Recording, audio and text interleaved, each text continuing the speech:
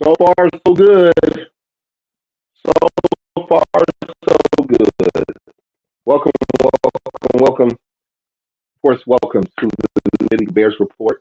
Uh, the Muhammad, aka Coach Chef. Welcome to the show tonight. This evening, uh, this is kind of like a season finale, or at least a regular season finale for our Bears. Obviously, they didn't make the playoffs, and obviously, they didn't finish the year on a strong note in their last game versus our most hated rival. But there's plenty to talk about this evening, so we will, of course, talk about Packers game, not very much. And then we'll get into some off-season stuff, some moves that they've already made.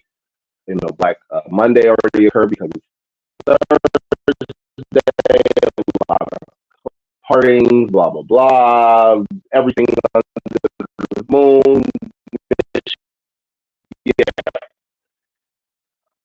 So far, so good. JF1 is still our quarterback. I'm pro JF1, for those who don't know. So, without any further ado, our second of our three hosts, that we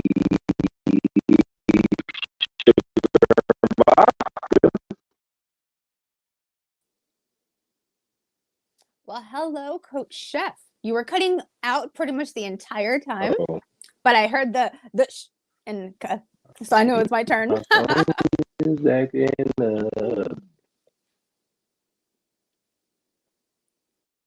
no! Oh no! I hope it's not me, but maybe it is. I don't hear. I don't hear her. Can you hear me? Yeah, I can hear you.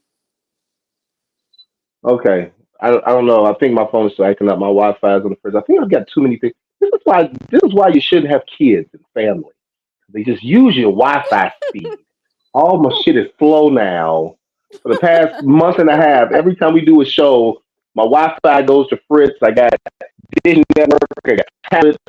I got game systems. I got two terroristic children, especially the little one. I digress. Hopefully, we won't have any hiccups. The neighbor tapping in. No, you know what? My neighbors are great, actually. But yeah. How are you doing, young lady? I'm doing good. That's good to hear. How was your week been so far? It was okay. Oh no, that didn't work. Man, I gotta. Yeah, off season. I'm definitely I gotta get some new gear this off season. Well, before we jump into it and bring on our last host, go ahead and hit us with those Chicago Clubhouse Network promos.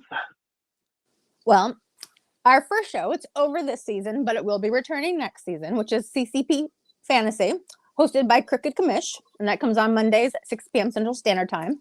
So look for that next season. Tuesday night, 8 p.m. Central Standard Time, Chicago Clubhouse Podcast with T. Nick, the T. Nick. You're right. JB Foulmouth C. and Frank the Tank. Such exciting people. You ain't so wait. So you ain't gonna name the other dude. You ain't gonna name the other dude. Oh, my bad. JB. Oh, okay. You know, y'all was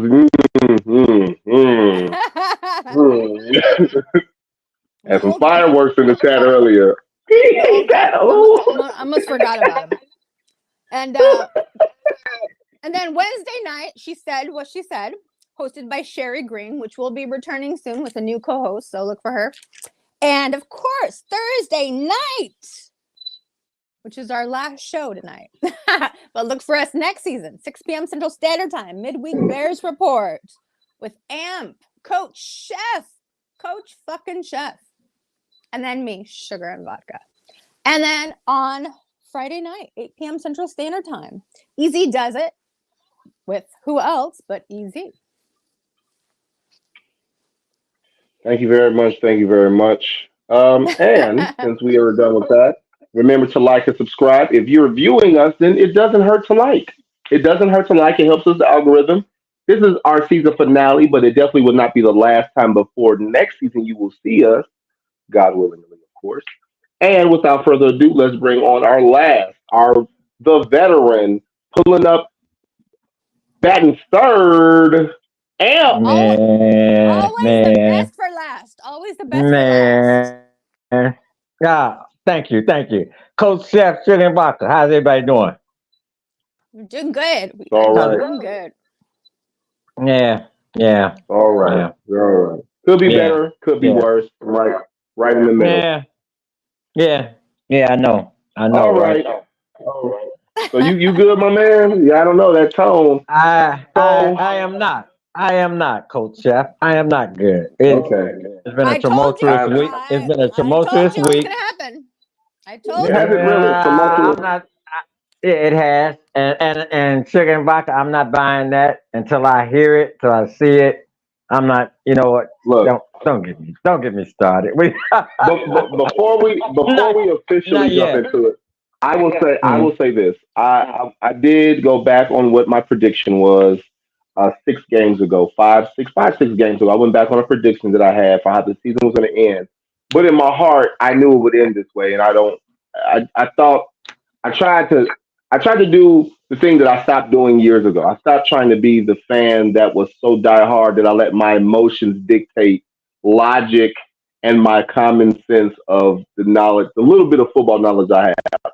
So, without any further ado, let's talk about the Bears season finale, week 18, versus the team up north that wears green and gold, and their fans wear foam cheese on their head. Let's talk about that team. Talk about that game. Well, we don't have to talk about that game at all. We can just skip right over this whole fucking segment. Yeah, we. We can We skip can over this talk whole. about it. Yeah, what game? We can Oh talk about shit. it. Yeah. Absolutely, we can talk about it. But ladies first. Go ahead, Sugar and Vodka. Yeah. I mean, Hey, what's up, Warren? What's up, Warren? what is there to say? It was a clusterfuck. And it was like the worst scenario in my mind that I was hoping wasn't gonna come true. And it fucking did. And then I was in awe. Just like I was speechless. Still kind of am because I at least would have expected it to be a close game. And nothing happened. And everybody just fell flat. And I mean, it it wasn't technically was a close game. But it wasn't close at all, actually. The final score is definitely not indicative Not. of the It outcome. is not. Although It is not. although the final score was 17-9. I mean, you can say we only lost by a touchdown and a 2-point conversion. That was not indicative of how the game went. If you watch the game, No. if you watch the game with any relative, not skepticism, just watch. If you just watch the game, you didn't think it. I don't. It wasn't even as a Bears fan. There wasn't a point. There was only one point of the game where I was like, "Oh, we got a shot," but then it just nothing was. It just wasn't consistent enough. But you got anything else to add about your thoughts on the game, SB? They read Getsy like an open fucking book. Well, just like every fucking defense has, which hasn't. But of course, the Packers, it was like they could have closed their eyes and knew what he was going to do. You know what? I think it was just even bigger than him because even the O line looked bad. I've never seen Tevin Jenkins look as bad as he did. I've never seen Tevin get just move like he looked like how we made fun of Mustafa the past 2 years, how we make fun of Cody Whitehair, how we've made fun of Lucas Patrick just getting bulldozed and looking unathletic. I've never seen him look worse, even as a rookie. Totally inept. And every hit, even as a rookie. Every hit Even as a rookie. No Van rookie. Horn took, oh my goodness. You know what? What a disgrace. It didn't look good. What a disgrace. I'm going to start with the offensive line first. Just like you said, Tevin Jenkins, even as man, he needs to go back in the offseason, lift weights, watch film. You know what I'm saying? Gain muscle mass. You know what? That game was a disgrace. I mean, because I watched it twice. Of course, you know I watched it twice, and just paying attention to that old line. You know what? And that old line, yes, I did. That old line did JF1 no justice at all. I'm going to start. Matter of fact, I'm going to start with Getsy. How many times did we go downfield? How many times did he let JF1 air it out? That's what I thought. I counted the same amount, Jeff. You know what I'm saying? So I'm wondering, as a Bears fan, you call me old, you can call me stubborn, or what? I'm wondering. Check it out. Is Getsy a plant? Was he a plant? You know what I'm saying? Because everything, I'm serious. Everything that we ran, they had an answer for. Why would you not? Matter of fact, even Brisker and Gordon said it. They're like, we're playing those wide receivers like they were Hall of Famers. They had us in coverage like we playing Hall of Famer wide receivers. I'm thinking like, and that goes back to puss. That goes back to puss, man. So you know what? That was my thoughts on the game. I mean, it was bad. He shit the bed. Shit the bed. Yes, absolutely, Chicken Baka. If I could say it like that, I would say it like that. That's exactly what happened, man. That's exactly what happened. It's bad enough that we lose to him, but the way we lost to him was like I always say, consistently inconsistent. I mean, if you and think back, for the last 5 games, defense been stout. He been calling plays. People scared of the Bears defense. And then when he got up to the Green Bay, what did you say he did, Chicken Baka? Shit the bed. He did. That's exactly what he did. That's exactly what he did. But they didn't play well. Like, I get it. They didn't play well. They didn't even tackle. You have to be aggressive. Missing tackles is not coaching. Not at game 18. I mean, game 17. It wasn't just a miss tackle. The entire thing was a mess. It wasn't just missed tackles, man. It was the game plan. It was the scheming. It was like, are you trying to lose? Are you trying to? And that game. Like I said, yeah, I'm a little emotional because it was the Packers, man. And it's not that we lost to them. I like when we lost to them at the first game of the season. What was it, 20-38? I was like, okay. This game, and it was closer. It was worse. It was worse than the first game we played them. You know what I'm saying? Oh man. So yeah. I really thought that we were going to go in with momentum from last week. And I thought we were gonna, just go in there and do what we do. And so did I, Chicken Baka. And seeing how the Packers defense is ranked number 31, and we couldn't run the ball, and the reason we couldn't run the ball is because of that offensive line. I mean, it was just totally inept. That offensive line, I'm like, check it out. Who's the line coach? Who's scheming this crap? Tevin Jenkins is O-line. The entire game, I saw one player on that line that balled out, that tried to ball out, and that was Darnell Wright. And that kid, and I think he hit the rookie wall. He hit the rookie wall like 3 weeks ago. So once he gains weight and muscle mass, that kid's going to be a baller. He's going to be a staple on that offensive line. That Tevin Jenkins, I'm not convinced, man. I'm not convinced. I know he's a rookie. One game.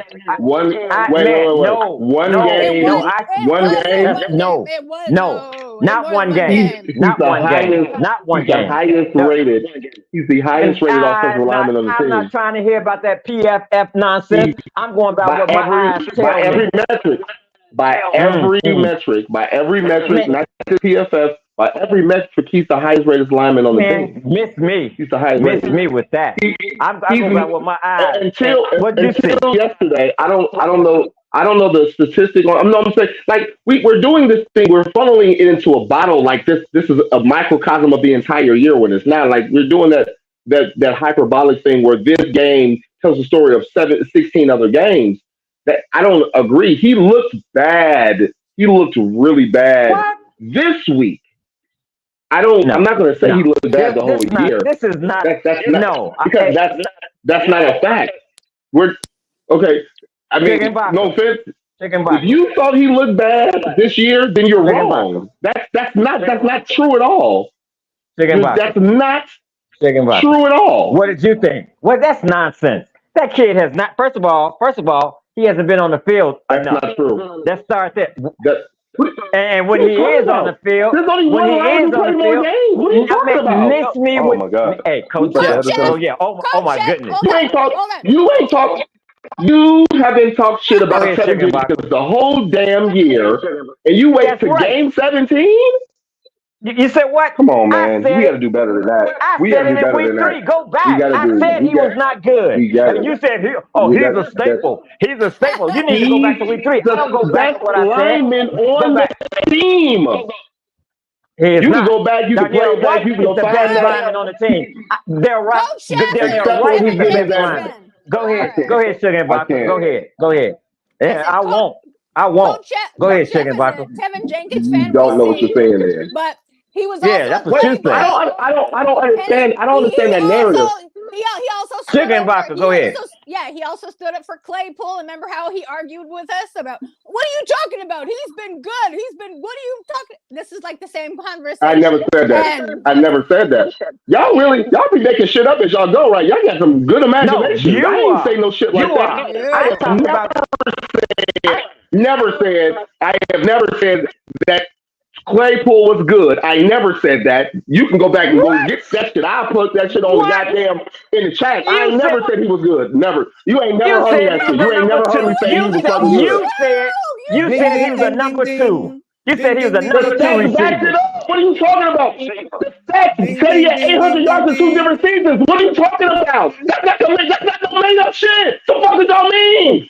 I'm Well, taking the stats when where you is it say it. at? Don't that's a tell me I said some break. shit I didn't fucking First of all, say. Don't make shit first of up, all, bro. Don't first of make all, shit up first of now. all, Let's not make shit first of up. He is all, not where's he making I at? up. didn't He make it. meant it. All I that, didn't make all that nothing up. screaming, Don't make that all up. that, Meant all Don't that, make it. that all up. that yelling, Don't all that make screaming, and all that that screaming don't make means Because he nothing. knows Are we're you right. doing? don't make shit Are up. He you knows doing we're amped right. up? Are you doing amped up? Are you doing amped up? Bro, it don't have nothing to do. It don't have nothing to do with it. I You telling can't me that tell. Kevin Jenkins is a bad lineman? That's not a true And statement. All right, that's all exactly right. what That's I not a true said. Let's That's slow statement. it exactly what down. I said. So are you doing Yo. amped up? Are you doing Let's break amped it up right down. now? Let's get Because back, let me y'all. know. I'll step We back ain't and then doing it I'll now, do what's though. cooking. I'll do what's cooking. Let The me beginning know. of the show, and Coach Chef is in his feelings. When Man, no, first of all, I don't have feelings. I'm not breaking no foot over none of this. But you're not going to Obviously, you tell do. me. You're not going to Obviously, tell you me. do. You're not going to and you're not tell gonna me tell me. about what I said and I say. I'm not a You did liar. say it. I've been. You did say I it. You You Kevin did say it. Jenkins is factually one of the top linemen on the Bears. That is a fact. That can't be check this out. disputed. Check this out. Check this You out. Did you taking not one say? game. You taking Did one you game not? or 2 games. I It's a said it in 17 game. game season. He played. I said it He's in the game number second 3. tenured I said it lineman in game on the 3 roster that this Kevin season. Jenkins Come was on, not going to be a. y'all. I said it. And Y'all are you listening? Are you that listening? is I said delusional. it. Are That's you delusional. no? That's Are you delusional. listening? That's I can't. delusional. If both Yes, of us are talking, ain't nobody gonna hear it. Are you listening? I said I you're said it in delusional. week 3. Listen to me. I said it in That's not week what you 3 said. that Tevin Jenkins was not going to be a staple on that line. That kid was not ready. And then you said, let's go back to Claypool. You said that Claypool was going to be a number 2 receiver. Now, am I making these That's, things that's, up? that's what he's supposed to be. No, no, you said I No, said he no, was no, good. I no, said no, he's not supposed what to be he's a number supposed to two be. based on his statistics, based on the statistics from his previous years. That's what Where's I he at? said. The Where's numbers he back at? up that he's a number 2. The numbers say he Where's was a he number at? 2. He had 2 seasons with 800 yards. What does that tell you? I, Where the fuck is I can Mooney? hear Mooney you. had 1,000 yard season and I can 25 hear yards you. a season. You can't make it what First I of all, said.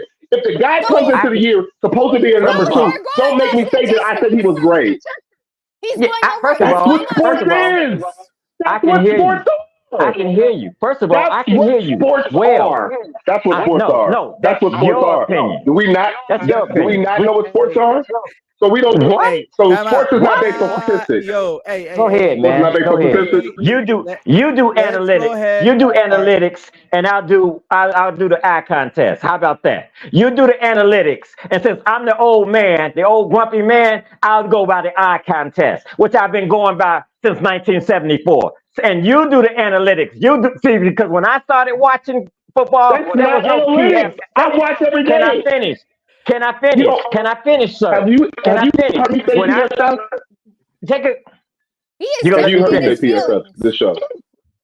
I didn't say that. I said you do analytics because you keep telling me about the numbers, and I said I'll go by what Have I've you been going heard by me? all my life, which is the eye contest. That's what I go by. Just like when I saw Claypool, Have I you said heard me say no, PSF? he is not a fit. Hey, I can't. Why Have both of you us are heard talking me at the say same PSF? time? Chicken Buck, it's on you, but it's on you, love. It's on you. Go ahead. Chicken Buck, it's on you.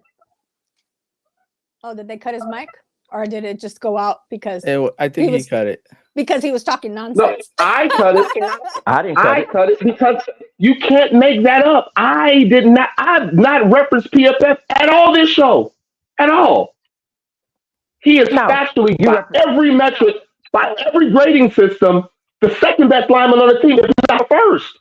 We have got five linemen. Factually, you go from back. anyone who started more than 10 games this year, he's given up the least amount of sacks.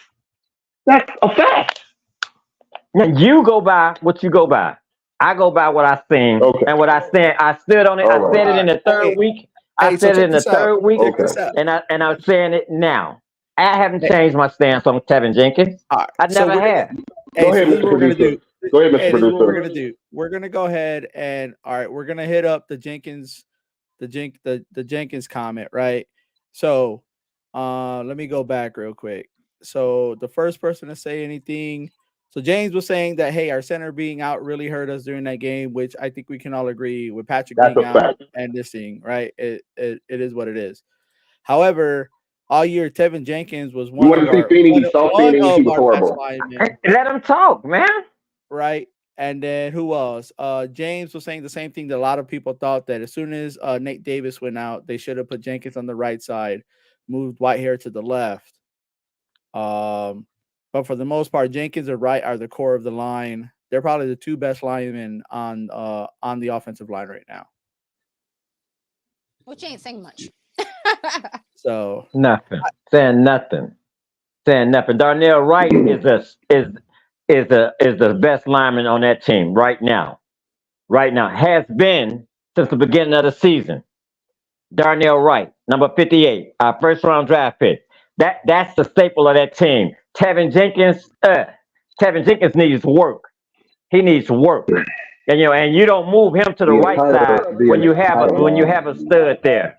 Yeah, but anyway, if your analytics, your numbers say what they say, Nate Davis is a Hall of Famer. And Nate Davis is a Hall of Famer, a future Hall of Famers whose time has come and gone. And he's shown that. First of all, Now that's a face. no. First of all, you know what? And I'm not giving him grief because he did have death in the family at the beginning of the season, so he missed time with that. You know what? My condolences to Nate Davis. You dig what I'm saying? But when he got back, like I said, he's a former Hall of Famer. He's a former Hall of Famer. And just like we had Peters before at left tackle, a future Hall of Famer, just like Peters. Same thing, man. We haven't gotten that left tackle position right since Cole's been here. All these has-beens. And when I say has-beens, I'm not taking away, like I said, they're Hall of Famers. They're going to be Hall of Famers. But why do we get them at the end of their career? And you expect them to ball out? I'm not talking to you, Coach Shep. I'm talking to everyone else that's listening, that's paying attention. You dig what I'm saying? That's who I'm talking to. So now, you can, the hand motions, the hard motion, we make the hard emojis and all that. Yeah, we do all that. Kumbaya moment. We can do a kumbaya moment right now. Let's do that. Yeah, Coach Chef is gonna leave with his tongue bloodied because he'll be biting his tongue. I feel like through this entire pod. Don't. Oh Just my like God. Claypool was the number 2 receiver. Hey, Where is he? Hey, Oh Warren was saying, Lord. "Amp, you're wrong Oh about Lord. Jenkins. They have him in the Okay. wrong position since Davis came back." Oh my God. Okay. I knew this was gonna happen. I knew this was gonna happen. That's why I wanted to skip this shit. Let's see more line I wanted to comments. skip this shit. I'm so glad. Oh We Lord. haven't seen, Oh my all goodness. right. we have Well- not seen Coach Chef this amped up Nate is not since Claypool, since he was defending But Claypool. that's what Amp does to Coach Chef. That's what he does. Oh my God. That's what he does. Oh my Lord. You know what I'm saying? Yeah. Oh my goodness. Yeah. Please continue. Oh, man. I'm good. Oh. Please continue. There we go. That's what he needs. Mhm. You All do right. a shot. Yeah. You do a shot. Yeah. Calm Here's down. to you. Here's to you. Uh-huh. This is for Amp. Chicken box, that's to you. That's to you. Yeah. Hey, there goes your next segment right there. Scrolling on the bottom of the stream. After days of waiting, we finally have some clarity about the future of the Bears coaching staff. Head coach Matt Eberflus will stay. Offensive coordinator Luke Getsy, quarterbacks coach Andrew Janoko, wide receivers coach Tyke Tober, and running backs coach Omar Young, and assistant tight ends coach Tim Zins will not be on the Bears next season. Ace, who said that? Eva, who said that Eberflus will stand? Yesterday at the press conference. They released that. They had a press conference yesterday. Flus is staying for the 20. Yeah, it's a press conference. Yeah. I missed that. Okay. That is really. I told you. Yeah, I'll talk Coach about that. Fuckus, You did. You did. The defensive coordinator. We've been saying that for weeks now. Job. You did. If he wasn't calling the defensive plays, we've been saying that would have been fired. And next season, when he's not calling the defensive plays, we'll see what a shitty head coach he actually is. And then there you go. So, I have my thoughts on that. Yeah, I have my thoughts on that. Here's to you. I have my thoughts on that. So you fire everyone else, and the man that's supposed to be accountable for everyone that he fired. You know what I'm saying? The same guy that brought in two coaches, one resigned, one was fired by human resources. That guy right there, two. That's what I'm saying, Sugar Vodka. Two. That guy right there. You put your career on the line. That tells me a lot. That speaks volumes about the Bears organization. That speaks volumes. That if nothing changes, nothing changes. Nothing. So I've never seen him so happy talking at yesterday's presser. That was the most animated and happy and smiley I've ever seen him, because he was like, holy shit, I still have a job. I still have a motherfucking job. Holy, like he couldn't believe it. He was like, yeah. Well, we went this and we went this and I was just like, shh, you're so fucking lucky. Because of his defensive coordinator. Mid-season, that if they finish with a record 7-10, repeat that, Coach Chef. I don't think they repeat that for me. I've been saying for weeks since mid-season, especially since about week 5 or 6 when the defense started playing lights out versus the run, that if they finish on a positive up note and the defense improves as they did. So they improved after week 5 when he took over as play caller. Week 6, they had to trade right around the trading deadline. I said that they were not going to fire him. Like he's progressed. Like you literally you didn't bankrupt. That's not the word. You literally peeled every talented player off the roster last year in a 3-win season that you can conceivably have. Justin Fields was by far the most talented person on your team outside of him, Jalen Johnson. It was really just them two. I mean, I guess you could say Montgomery's pretty talented, obviously, because he's a good player, but they stripped the defense and offense down to barely nothing. They literally had one of the worst combined rosters last year. They won 3 games. And people want to say that of course he was going to get this year, and of course he's going to get next year, because the defense went from literally being the worst. They had 10 games allowing 25 or more points to ending the season ranked top 5 against the run and being top 10, I believe, roughly somewhere in that range. But he was going to get another year. Let me ask you this. Coach. You have to fire. Obviously, you had to fire OC. I didn't think they would fire that many offensive assistants, but I figured that the OC and the quarterback coach were going to go. I didn't think they were going to give her like the receiver coach and the running back coach. I don't know how they're connected to Getsy, but be it as it may, the only coach they actually kept, which is something you said earlier this show about the offensive line coach, the only position coach they kept was the O-line coach. So that bodes to saying that you need to get more talent. You need more talent on the offensive line, because you definitely need a center, obviously, and you need to get this the offensive line cohesive. The issue we were always having this year, and I said this at the beginning of the season, this offensive line as they're supposed to be set, the 5 starting guys from the offseason, they didn't spend any consecutive time together, weeks on end of playing together. And then once we got them together, they looked okay, but then we had another injury. Nate Davis went down with injuries, and Tevin went down with the injury. Then we lost Whitehair. Of course, we were happy for that. But then we talked about Lucas Patrick, but then he looked good, and then he looked bad. It was just very inconsistent. The thing we've always said, all 3 of us have said it's consistently inconsistent with injuries and just being football, and that's the issue we were having with offensive line. But they haven't looked this bad as a group in this week. They haven't looked that bad since like the first 2 weeks this year, and then some weeks last year. I've not seen the Bears offensive line look that bad. So let me ask you this. The O-line coach? Hey, let me ask you this. Let me ask you this real quick, Coach Chef. Check this out. Who was responsible for letting up on those 3 comeback games? Was that the offensive coordinator? Was that the head coach? Matter of fact, 4 games, because the Green Bay game. I'm gonna add the Green Bay game. Was it the offensive coordinator who let up? Who literally let up? Let me finish. Who let up? Who took their foot off the gas? Was it the offensive coordinator? Was it the O-line coach? Or was it the DB coach, the linebackers coach? Or was it the head coach? Or was it the head coach who got conservative and took his foot off the gas? Who was that? Which coach was that? I blame Coach Fuckus. Well, we've consecutively said that the letting off of the gas when we're up by 10, we have these chances to win, has been first and foremost the offensive coordinator. Now, if you're the head coach, theoretically in NFL scheme, you allow your head coach to call plays. Of course, you can say, "Hey, we need to do this." You can recommend something, but you're giving them autonomy to run the offense.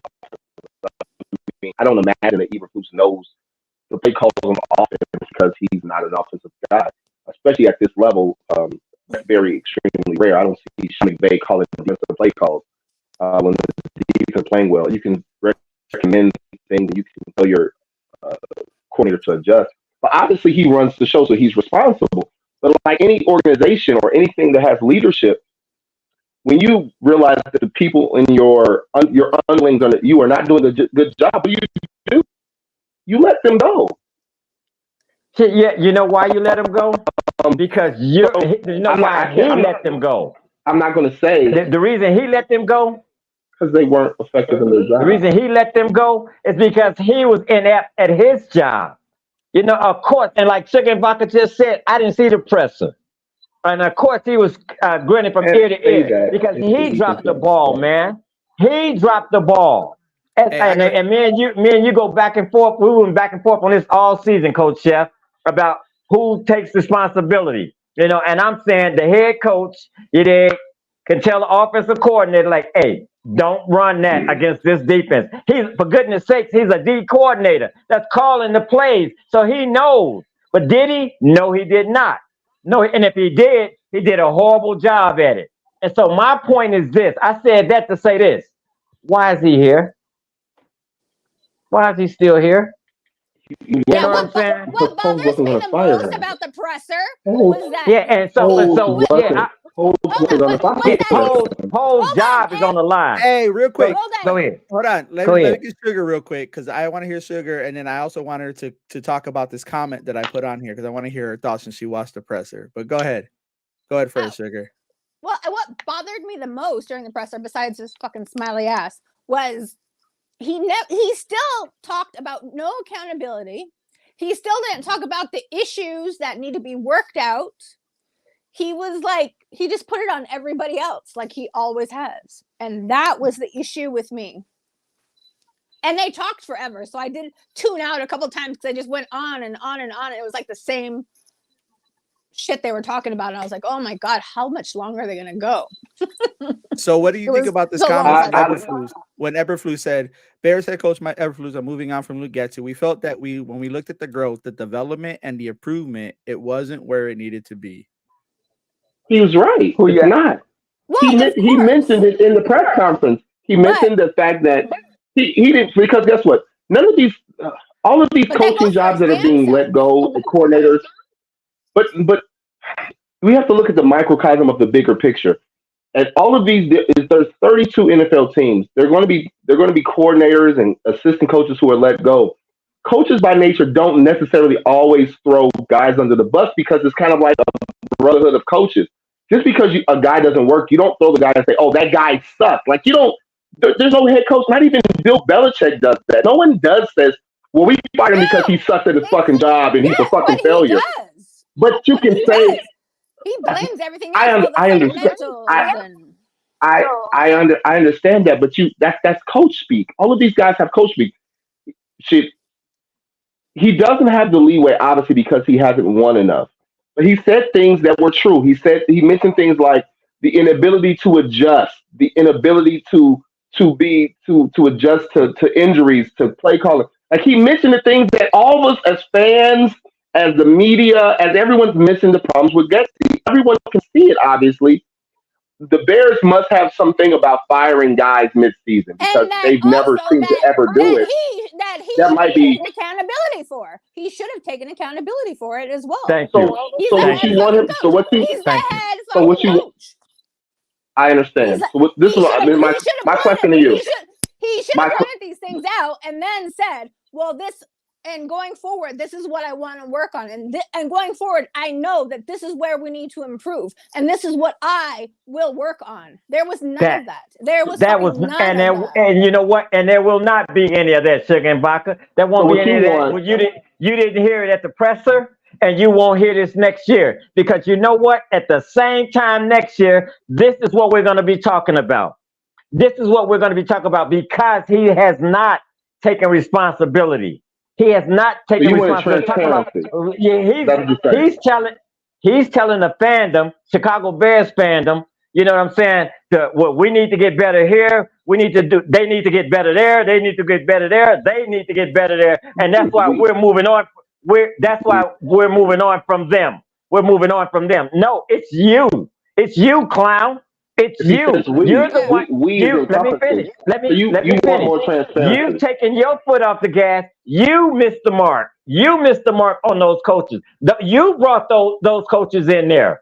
And check us out. And now, matter of fact, I'll save it for Amped Up. Next. I'll save it. No, so my question. Like his shit don't stink. Thank you. No, so my question.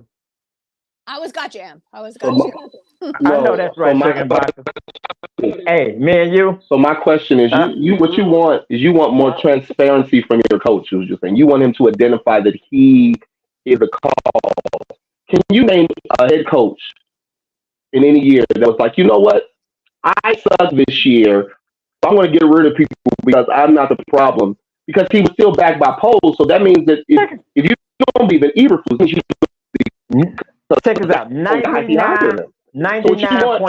I'm asking a question. I'm asking a question. I'm about to give you an answer. What you want is you want transparency. You want transparency. True or false? I'm gonna tell you what I want. 99.9% of the NFL head coaches will not give you transparency. They will not. But what they will do, they won't. 80% of them. Let me finish. 80% of them will tell you. You know what I'm saying? That we need to get better right here. This is on me. This is not on my quarterback. And I shared this a couple of weeks ago. I seen one coach do that, and that was Shanahan. When he threw RG3 under the bus. That's the only time I've seen a coach, you know what I'm saying, throw a player or a coach or a team, you know what I'm saying, under the bus. 98% of them won't do that. But they will say, we need to get better here. We need to do this. They're not going to open it up. They're not going to open it up and tell you, you know what, my offensive coordinator is inept. You know, he was a coach. He was a coach for Sharon. He has no idea how to call plays. He has no idea about in-game adjustments. He has no idea about that. And me as a head coach, I'm still learning. I would have loved to have heard that. I'm still learning because if I knew what I thought I knew, I would not be taking timeouts. 3 timeouts until the halftime and finishing with 3 at the same time. Like, what is that? I would have been going to the ref when they're hitting my quarterback in the head. I take that. I'll take that 15-yard unsportsmanlike, from the coach. I'll take that because they're knocking my quarterback around. That's not fuss. That's not fuss. Exactly. That's not that is not exactly. that He is should not have been talking about I partly agree with that. that's what I'm talking where about. he played the part. That's what I'm talking about, man. I can agree with some aspects of that. I can agree with some aspects of that. So the transparency thing, you're right. You're not going to get full transparency from 99% of coaches. They're not going to throw. We don't need transparency. But no, we need accountability. But you want him to take more. Accountability. I'm not saying. I'm not saying you're wrong. I'm not going to put words in your mouth. I'm not going to tell you were wrong about that. I'm not going to tell you what you said. I didn't say you didn't say that, and I'm not disagreeing with you fully. But I'm just saying is that what you're asking for is for him. But they're on the same road, though. Both of those things, they're not the same thing, but they're on the same direct. Like you can go down the same direction on the same parallel roads. They're parallel to each other. Accountability and transparency are parallel to each other. They're next door. They're on the same road. No. They are. Accountability and transparency are two different things. Accountability is more important than transparency because if you're accountable, then you're being transparent. If you're accountable, if you're saying like these two coaches that I hired, I'm just using this as an example. These two coaches that I hired, the one that resigned and the one that got fired from human resources, that was on me. That was on me. Here we go. Go ahead. Hey, let's go around the horn real quick. Hey, we're gonna go around the horn. We're gonna go around the horn, right? We'll start with Sugar. We'll go down to Amp, and then we'll end with Coach, right? What did you want to see after day 3 of the off season? Sugar and Baca, go ahead, baby. Day 3 after the off season, right? So we waited because the coaches, and then we finally heard the firing. So I mean, I say day 3, but like, what happened versus what you wanted to happen? They stayed with what they did because we know that they're a creature of habit. And the last time when Nagy, I hate saying that name, was fired, they waited until Wednesday. And then again, they waited until Wednesday. But I hate why they always leave everything and then still saying, well, JF1 and we'll see what happens. And I'm not ruling out keeping JF1 and still taking first round QB. And it's just like all the games and everything. And then, the London presser comes out and JF1's all over them. So it's it never matches up. Thank you. You're just like, okay, you said this, but why is he all over the presses for London then? What I would have liked to see on day 3. What I would have liked to have seen on day 3, I would have liked to see them clean house. If you're gonna fire one, you're gonna fire 2, 3, 4 of them. You fire them all because it's just the Bears. It's the organization. It's the organization. It's real messy. I'm being nice. I'm using words. I'm trying to be nice. It's very messy the way they done that. The way I didn't see the press conference, but from what you told me, it's the Bears, man. It's that organization. It's that organization, man. You're gonna stand up there with a coach that literally lost 4 games because he didn't want to be aggressive. This is the same. And the general manager was Paul standing next to him. Yeah. Was Paul standing? Okay. This the same general manager when he was hired. When he was hired, said that we were gonna take the North and we wasn't giving it back. But you standing next to a coach that took his foot off the gas on 4 games, and the most important game was the last one. And so, how do we take the North? How do we take the North and not give it back if this coach is scared? You know what I'm saying? To put his foot on their throat. That is what ask him. That's what I'm saying. When you got Brisker and Gordon coming out after the game talking about Like, man, they had us in positions of like we're playing these guys like they Hall of Fame. They're wide receivers like they Hall of Famers. Those are like second-year wide receivers, man. And we know what our secondary can do. Like, and you put them in that position, and then Poles is standing next to them. So bottom line is this: what I'd like to have seen, clean house. And They're now, one of the youngest teams. They're one of the youngest teams to go into the playoffs. Second youngest team, guys. Second.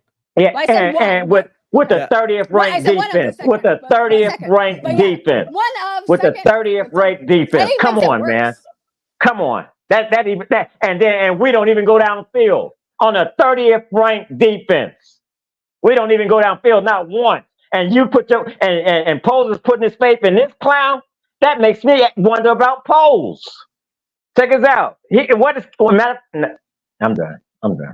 It was never addressed. It was never addressed, and I wished one of the reporters had the balls to ask him, well, what about taking the North? Just to see, even obviously they wouldn't have answered, but even to see their expressions, what they would have said to it. That's what. You know what, Chickenbaka? It wasn't addressed. You know what, Chickenbaka? No one is supposed to remember that he said that. No one was supposed to remember that. And check it out. But when it comes to that team up north, and you mentioned them, it's just like when they hired Lovey, and Lovey said it. We're going to beat the Packers, and that's all he had to say to get the fandom on his side. We're going to beat the Packers, and what did he do? We beat the Packers. Don't stand there and say it. Don't say it if you don't mean it. You know what I'm saying? Don't stand up there and say it if you don't mean it. Whatever, man. Coach Fuckus never said it, so he already knew. I guess. All right. Let's was already known. Some of these comments. Go Warren ahead, on Facebook was saying, who's to say that he didn't take responsibility behind closed doors? First of all, let me Warren. Seriously, I'm sure he said everything he fucking could to save his job. Of course he did. I'm surprised. I'm surprised he can still talk. The bottom of it to save his job. Are you I was just about to say, I'm surprised he can even have a presser because his lips are not still stuck to Pose's butt. What are you talking about? Who's to say? We need to hear it. And of course he's going to kiss up to Pose for his job. What do you mean? What do you mean? Who's to say? We don't know. I'm not to say. I'm saying he still has a job, and somebody dropped the ball on that. Read the next one, man. If I'm trying to save my job and I know I'm about to be fired, I'll fucking say anything. Man, Sugar and Vodka. I'm surprised he had a press conference. Yeah, that his lips wasn't still stuck to his butt. 5 minutes. Real talk. Right. What do you want me to do? I can change my own oil. I'll say anything. You know James was saying, I agree with that said. We don't know what Flus had told Pose because Flus could have told Pose that it's his responsibility. Okay, so someone else saying the same thing as Warren did. Let's see. So this one, Champ said we need offensive line. Everything starts up front, and they need to hire. They should have fired Eberpuss, and I'm tired of losing to the Packers. Did you hear Alex Brown said, "Why can't we have a quarterback like Green Bay?" Ew. We do. We have a better quarterback than Green Bay. Yeah. We do. Yeah. Well, Alex Brown, I think around him. Alex Brown was just saying just development. I think when he Brown, you talking about Alex Brown, the former Bear? Yeah, up on their Alex the Brown show. Oh yeah, I saw that.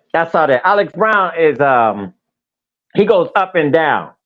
Like one week when JF1 balls out, he loves JF1. When JF1 has a bad game, there's a bad game called. It's like, oh no, we got to take that number one pick and we got to get a quarterback. That's Alex Brown, man. I watch him every week. Now that show I watch every week directly after the game. So Alex Brown is like, I don't pay too much of attention. Go ahead. Team. No, Champ was saying sell the team, which I think a lot of people just want the McCaskies out. Yeah, Jeremy's like the odds are if they get rid of everyone, Fields is going to be traded. Why? Back up. Exactly. Why would Fields be traded if they got rid of the entire coaching staff? Check this out. Maybe you guys are not paying attention. I am the old man. Check this out. Maybe I'm senile. Maybe I'm getting senile.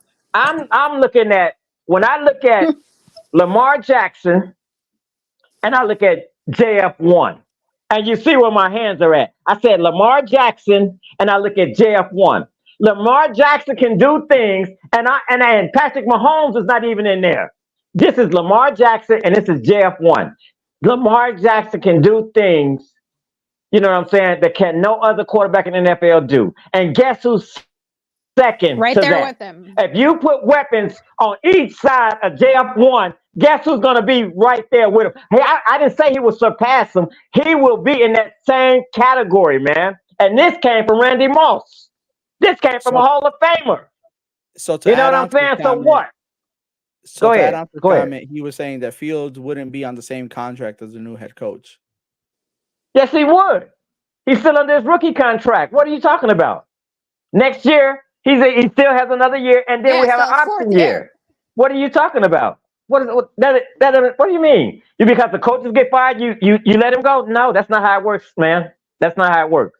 The kid is under contract, and then you riddle me this for those naysayers about JF1. Which quarterback have you seen playing on Saturdays? You think could come in here with this team, not with what Poles is about to add to it, but with this team that we just saw, and take this team to another level? You go ahead, tell me. Put it in the comment. Which quarterback that you saw playing on Saturdays could take this team, you know what I'm saying, to the next level? I'll be waiting. I thought that. Continue, Ace. Continue, man. Warren was saying, how do they pay for players when you're spending money on two coaches and one team is huge money if you get someone like Harbaugh? First of all, technically, if you got rid of Flus, the reason behind this is Flus is still under contract, so you would fire him, so you still have to pay. We got one more. He has one more year. What? And then depending on what Harbaugh would want, so he's just talking about the cap in general. I'm saying the Harbaugh thing was. I was just about to say, Sugar Barker. Thank you. Yeah, I knew we weren't going to get him, but it was. Thank you. Cookie Commiss, how does Panther score more than us? You said what? No, a crooked miss is, how do the Panthers score more than us with a rookie QB? It's coaching, man, at the end of the day. James was saying Lamar still has the same head coach, but changed the OC 3 times. And then check it out. And what did that OC? What did each OC do? They game planned around his skill set. What? It doesn't take a rocket science to figure it out. They always let go. And what happened to Lamar Jackson? He's gonna be the MVP this year. But he was stagnant. His progression was stagnant because of lack of passing. Because Greg Roman. It wasn't stagnated that much, bro. It wasn't stagnated that much. It ain't like he hit the dumpster. You know what I'm saying? He was still Lamar Jackson. I didn't say that. I said his passing progression stagnated. That's what happened. He wasn't. His passing had went down since. So the year he got MVP was his second year in the league. Every year after that, his passing statistics went down. His passing yards, passing touchdowns. It stagnated. It wasn't getting better. That's why Greg Roman's no longer a part of that staff. Who do you think is going to win the MVP this year? I'm asking you, Coach Jeff. Relevant, but just a guess. He should be at the top. But what has to do with the fact that there were 3 offensive coordinators who they got rid of? Did John Harbaugh, did he take blame for those offensive coordinators? Did he say, you know what, I hired the wrong guy, I got to get better? No, they moved on amicably because that's what coaches do. Like, I get it. I get where we're going with this, and we're kind of going around. The sentiments I get is that you all don't want Eberflus as a head coach. There are a lot of people who think that. That's it. Here's the thing: if a coach, I'm trying to figure out there's more to it than that. Go ahead. When was the last time a coach went from 3 wins to 7 wins? A team that was stripped down to almost, nuts and bolts. You rip the floor out, you rip the roof off. You got the bare minimum. You got a frame, and then you start adding things, and the team gets better, and then they let him go. That means you're just blaming Poles now. So if you think Eberflus should have been fired, and you're mad that he's not because you don't like him or you don't think that he's a good enough head coach, although the team is factually better, especially defensively, and those guys respect him. That's what I've been saying. Of course, because he's been the defensive coordinator. If he was a defensive coordinator, I'd be like, keep him. Of course, I don't want him fired. But he's not going to take another job. I know this. I'm not stupid. Thank you. But no, I didn't say that either. But I know, but I'm speaking it. But head coach, it's just like he's not the defensive coordinator, and that's what saved his ass was because. There are many. He improved our defensive. Check it out. That you know what bothers me the most. What bothers me the most. When you said, Coach Shep, I'm gonna answer what you said. When you said the first year he was here, we won 3 games with a torn down team. We know that was a, you know what I'm saying? Well, that was a tank season. We know that. We know that. Right. So we won 3 games that year. And so this year we won 7 games. Okay. Right. First of all, both of them unacceptable to me, but I understand the tanking season. Okay. I get that. Okay. I get that. That got us a number 1 draft pick. You know what I'm saying? We could parlay that. What I don't like this season is because he only won 7 games. Again, that's a single season win season. And secondly, and most important, they want to put it on JF1. Talking about he's not the one. That's the part that's got me more than anything. Is you want to talk about JF1 is not the kid to take this team to the next level. You know what I'm saying?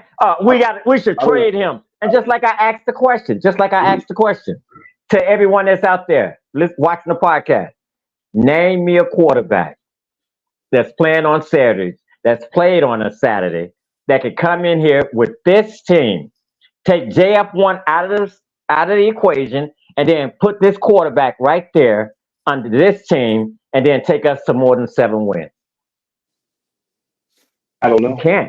You can't. So stop blaming him. Stop blaming the kid. Stop talking about we need another quarterback. That's my point. My point is stop talking about even for somebody he has to learn. Check it out. This kid, JF1, had the highest what they call that wonder lick out of his class.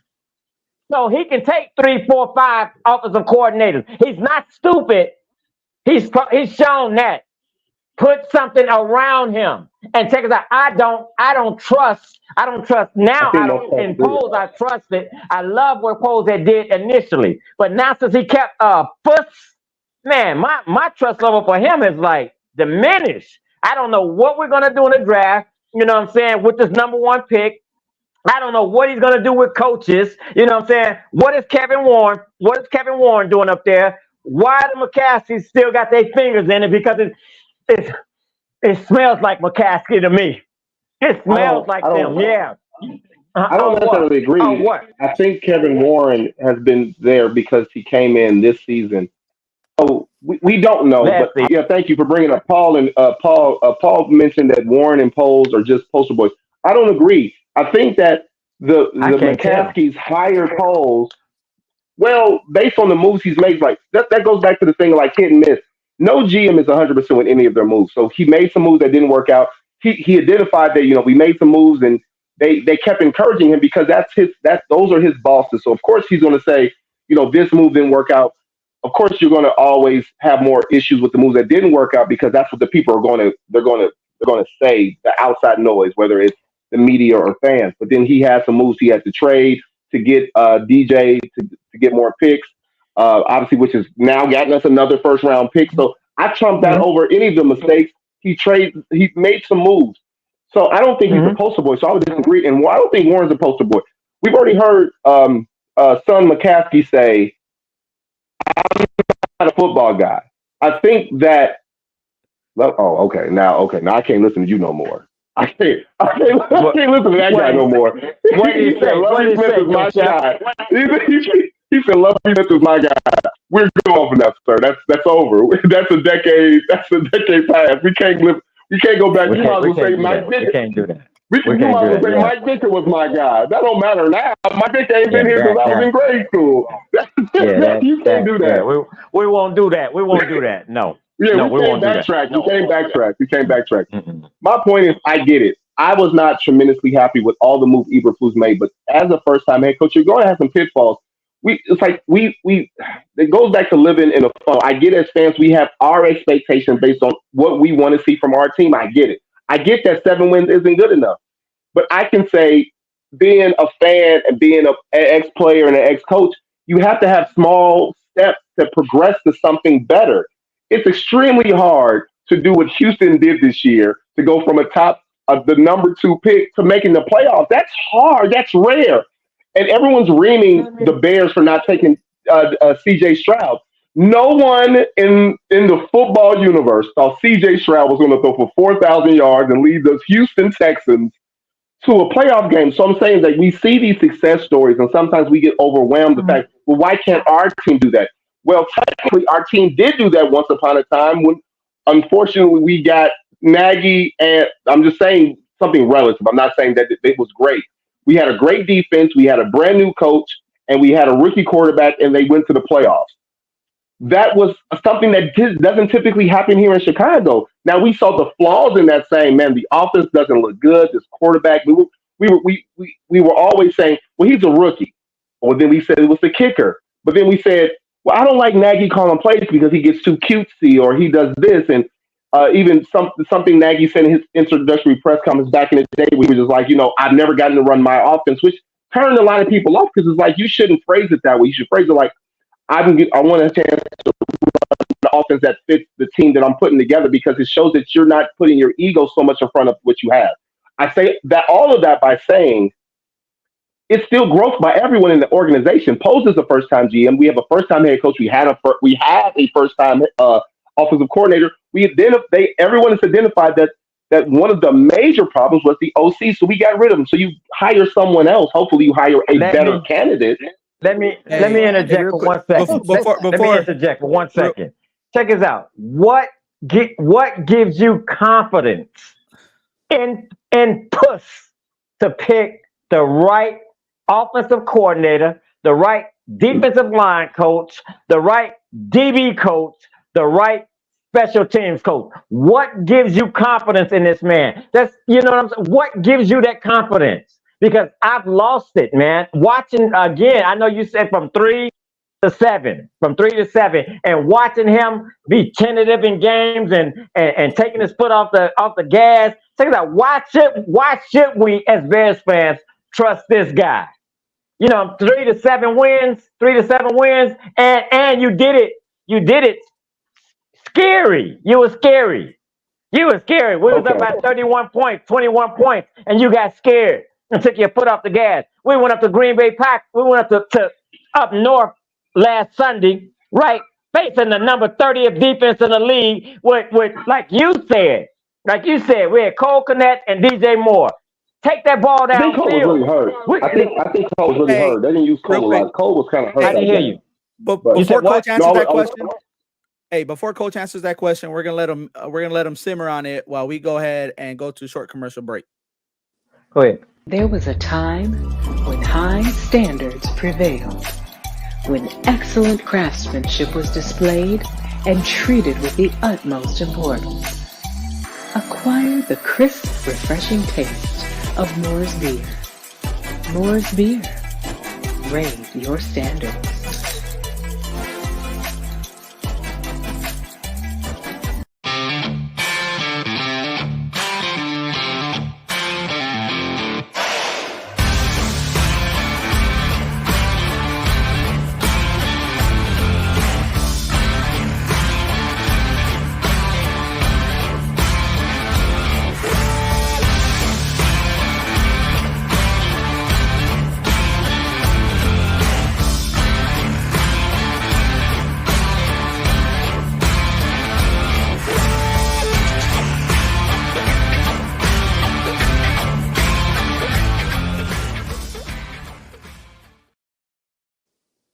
And then write your top 10. Okay? You're making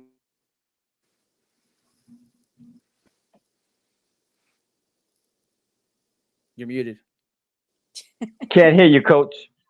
Thank you for hear the you. commercial. Okay, there you go. You can hear me now. There you go. Thank you for the commercial. I had to get my oldest son together. I left the show earlier for a connection reason, and because my son was locked in his parents' room. He had an issue getting out of the room, so I had to handle those fatherly things there. But uh, your question was what gives me the confidence that Eberflus will be better? No, I The said only thing I what can gives you say. confidence in the fact that he can pick the right coaches. Oh, What makes you think that he can? Trial and error.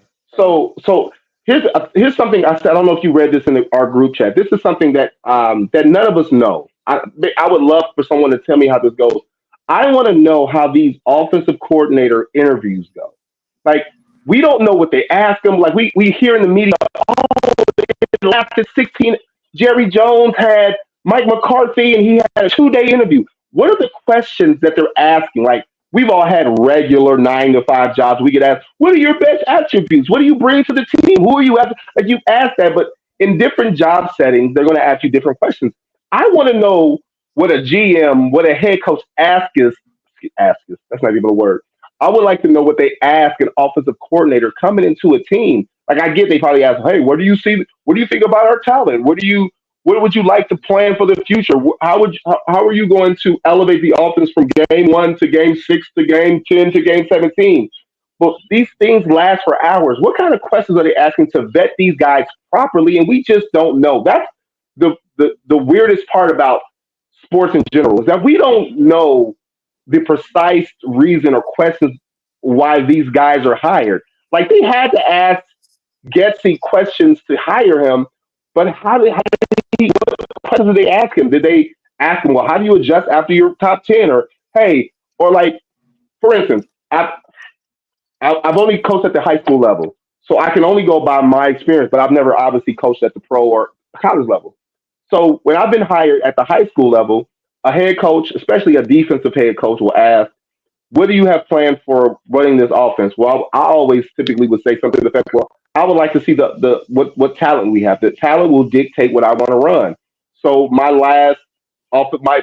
first chance to be an offensive coordinator at the high school level, I had a freshman quarterback who had an okay arm, who had some okay athleticism. And then once I got the lineman, I was like, man, we don't have enough athleticism on the O-line to do what I want to do. I wanted to run spread offense. So I was like, okay, what can we do based on our offense? We had an okay running back. We had 2 guys who were pretty fast, who could kind of catch. Like, it wasn't a really talented team. So I was like, what I want to do, I can't do. So I have to purely change everything I want to do to run based on the talent. And that's just the rudimentary part. Now, of course, I'm not a millionaire, and I don't have a playbook that's this thick or iPad that's 1,000 pages. But as you go on with the season, you learn what you can and can't put in the offense for your talent. I was like, okay, we don't have none of our linemen were like, we had one lineman that was 300 pounds. All our linemen were like 110 or some shit. So I had to run outside zones. I was like, we got to get to the edge. We have to use a little bit of speed we have to get to the edges. And that's just what I was asked from the athletic director and the head coach of a CPS school that isn't even known for football. So that's just I was only interviewed. You're putting Am to sleep here. No. So I'm trying to relate. You know what? I'm trying to relate. You know what? I have a rebuttal. I'm listening. I have a rebuttal for it. I'm listening. Take your time. Take your time, bro. No, that's okay. No, so my thing is that, yes, it's not so much what makes me think he can hire the right head, the right OC, because obviously I think that it shouldn't just be him in the interviews. It should be polls. Like, he's the GM. He has to know the other talented positions that he needs to get based on the offense. Well, we got linemen that so the past 2 years, the Bears have been running a lot of zone predicated stuff. It's been said in the media that Eberflus prefers a quote unquote West Coast / Gary Kubiak zone running scheme for his running game, and in play action. He wanted someone in the Matt LaFleur lane, but Matt LaFleur comes from the West Coast offense. Of course, there's many branches in the West Coast. Let me interject for 1 second on that point right there. Go ahead. On that point right there. He wanted that that West Coast zone type read running game. Check it out. That's not what he was running though, but you know that, man. I'm saying anytime. No, they ran zone. They ran zone. Anytime. Yeah, they did. And it was working. That's the kicker. Anytime your running back, that's Roshan Johnson, you hand him the ball, he runs for 8 yards.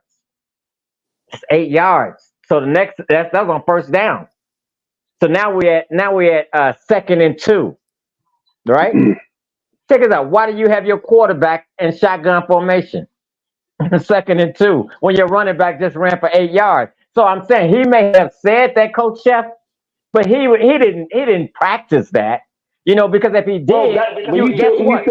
On 2nd and 2, instead of having your quarterback 5 yards from behind the center, first of all, you'd have had him up under center, and it sets up perfect for play action, or you got a fullback, we have a fullback, or you hand it back off to your running back. It's 2 yards. So now you're putting us in a precarious position. It's just the whole thing with Puss and Getsy, it just stinks. It just stinks, man. It stinks. I get that. I get what you're saying about the shotgun. So that's another complaint we have that we always say, but that's kind of how football is nowadays. Unfortunately, the majority of, if you look at this is not analytics. These are just brass stats. Teams run out of shotgun at like a 60% clip. Like 60+% of plays are run out of shotgun, whether they're running or they're passing. We've become an not when you're 2nd and 2.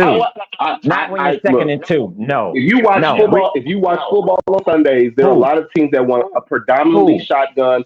The Bills run a lot of shotgun run plays, even on 2nd and 2. I'm not disputing what we should do. I'm telling you what is actually happening.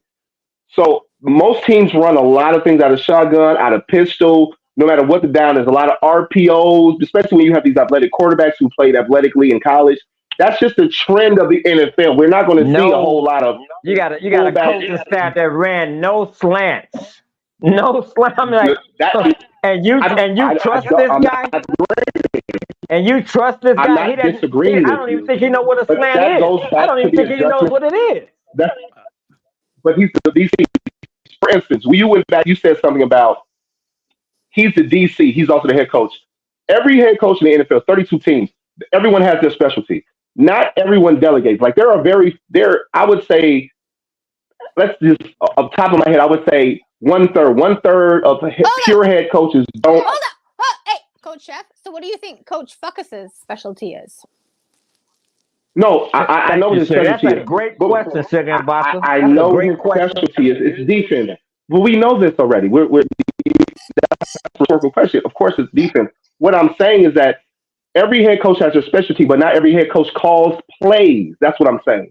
So, for instance, with the Rams, Sean McVay is the head coach, but he's also the offensive coordinator. He doesn't really deal that much with defense. Of course, he has to make 4th down calls and all the, he has to make that, but he delegates. Every coach does that. Hold on. The Seattle coach, Pete Carroll. Pete Carroll is the defensive coach. I'm going to stop you again.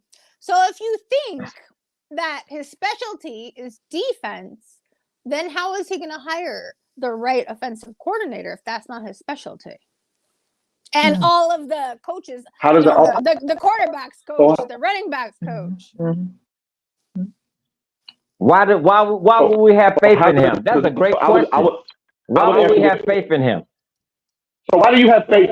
Why would you have faith in an offensive-minded head coach who hires a DC then? Check us out. We're talking about a defensive coach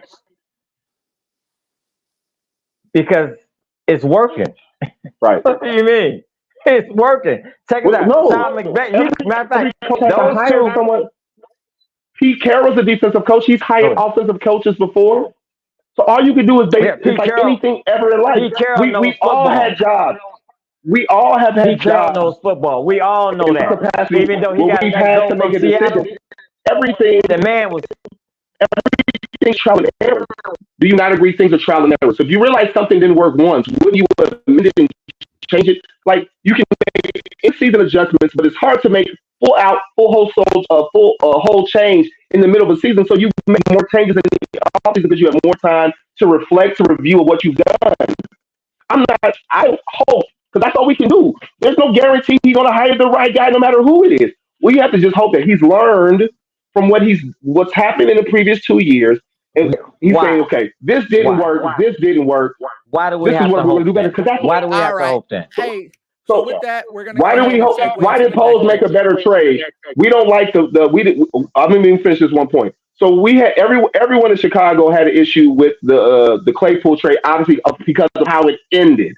Not me. So how Not do we me. have faith? How do we have faith in him that he would make better moves? Because he started making better moves because he learned from those moves. I thought the Claypool trade was a good one. Actually, for a second rounder, I thought the kid was going to come in here and ball. I thought he was going to come in here and ball. I did. But go ahead. What was you saying, Ace? I was saying, we go ahead and lead into Sugar to do her segment. No, forget covering it. You got to finish the other words. It's too. That's what I was saying. So Sugar, you said Sugar and vodka. Yeah, for Sugar to go ahead and Sugar to go ahead into her segment. Go ahead. Sugar and vodka. My sugar moment was obviously fucking Shitsy getting fired. Wish there would have been more, but at least they did clear out a lot of the offensive trash. What they're going to bring in, that remains to be seen, and that's what we all want to see. Coach Fuckus, I had actually accepted that he saved his own job by being their defensive coordinator, which I will say he did improve. So that's all I can say about that is I knew, so I had accepted it. Do I want him here? Am I a fan? Fuck no. But it is what it is. And like I said, it's not really a sugar moment. But the sugar moment, I guess, was them putting JF1 into the London thing, even though they didn't say anything. He's all over, London. JF1, he was like the face. So I think that speaks volumes, and that makes me happy. I am also happy that Poles actually said Jalen Johnson will not go anywhere, that they're going to basically get it done. When? I don't know. But basically, that's what he said, and I am also happy with that. Now, the vodka moments.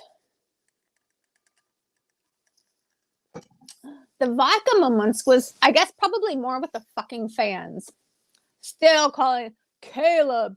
I don't care if he paints his nails and cries to his mama after every game. Which is fucking ridiculous. I am so over that conversation. We're not getting him JF1, and I've been behind JF1 since the day we signed him, and will continue to be. So that is done. The thing also is the fucking accountability from Coach Fuckus. Transparency. No, I don't need transparency. I don't need him to be like, oh, well, I shouldn't have hired him. I don't need that shit. I just need him to actually say, this is what I want to improve on. This is what I want to do. This is what I see. And this is what I want to work on with the team. This is what I want to work on with Justin. This is what I want to work on with the defensive line. This is what I want to work on with the O-line. This is what I want to work on. He didn't say any of that. Instead, he just fucking had this Chester cat smile on his face because he saved his ass. And he saved his fucking job. And he was just up there giddy, like he was high on life, which was ridiculous. And it was hard to listen to, but again, I had accepted it weeks ago that he was going to stay regardless. But he was more like and I'm behind, well, you don't know what he said behind, well, I'm sure he said anything he fucking had to. Are you fucking kidding? Why wouldn't he? He licked his boots, he shined them, he bent over. I mean, they told him jump twice, 360 angle, while citing your ABCs. Of course he's going to do that. That's what the fuck he does. He's going to save his fucking job. Are you fucking... Why? Like, what else would he say? Would he be like, well, I'm the best, and, I know I'm the best. Why? Who would say that trying to save their job? Come on. in a losing season and to lose after, well, we're going to own the North. And everybody's like, yeah. And, well, we all know how that went. So that is just complete and blatant. Just, it's really hard to talk about. And I'm hoping again, next season, I am going to go in with a positive fucking mind. I'm going to erase everything out and I'm going to go in with positivity like I just was this season and be like, yeah, we're going to be a fucking better team. We're going to get this shit done and we're going to do the fucking job. And we are going to fucking own the North. Will we? I don't fucking know. But that will be my mindset and that will be my thoughts going forward. But will it happen? We will fucking see. And I guess that's my sugar and vodka.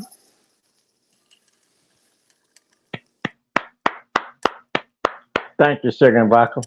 Hey, Sugar. So for Sugar and Amp, you mentioned Poles is talking about when JJ said he isn't going anywhere, right? Did it sound different compared to the previous free agents where it's kind of like we want to keep them, they're part of the team, but he was pretty adamant about JJ, like he's not going anywhere. It just sounded completely different compared to what we've said the last 2 years. Yeah. What are your thoughts on it? And I was happy. You know what? That was one thing that put my mind at ease. You know what? When it comes to polls now, for me, I said it. I said it before. I said it from the beginning of this podcast when we first started. In polls, I trust. I said that, and I meant that. I like 98% of his draft picks. I like that. You know what I'm saying? Yep, he had some hiccups with the Claypool thing. Yeah, he still hasn't gotten the left tackle right. When I say right, I mean correct. He hasn't gotten the left tackle correct. You know what I'm saying? So, like right now, when it comes to me and polls, yeah. I have never really had an issue with polls, so I can't. I think that's just another thing that takes time. And the issue is, I'll talk about it. Ooh. You ready? Time. You ready? This will be Poles' third draft. But the one weird thing is I want to bring up, and it's not. Go ahead, Sugar. It's not Bears related, but it's still like a weird thing that was brought up, and I was like, and the little light bulb went above my head because, as you know, Tyreek Hill goes to play for Miami. KC is playing Miami. Mike McCarthy goes to coach Dallas. Green Bay playing Dallas. Texans trade Deshaun Watson to the Browns. Who they're playing? The Browns. And then Matthew Stafford and Jared Goff, obviously, we know they traded teams.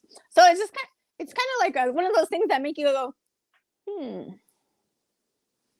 And I'll leave that at that. But it was just a weird thing. Is it coincidence? I don't know. It's just like a weird. Are you trying to say like the general manager, those general managers knew what they were doing? Is that what you're trying to say, Chicken Box?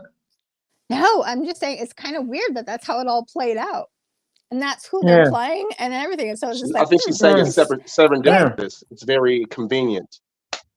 Yeah, serendipitous. There you go. That's a word for it. Yeah, it's very interesting, and it's going to be interesting how to play out. But I know, and I fucking hate Dallas. I really do. But go Dallas.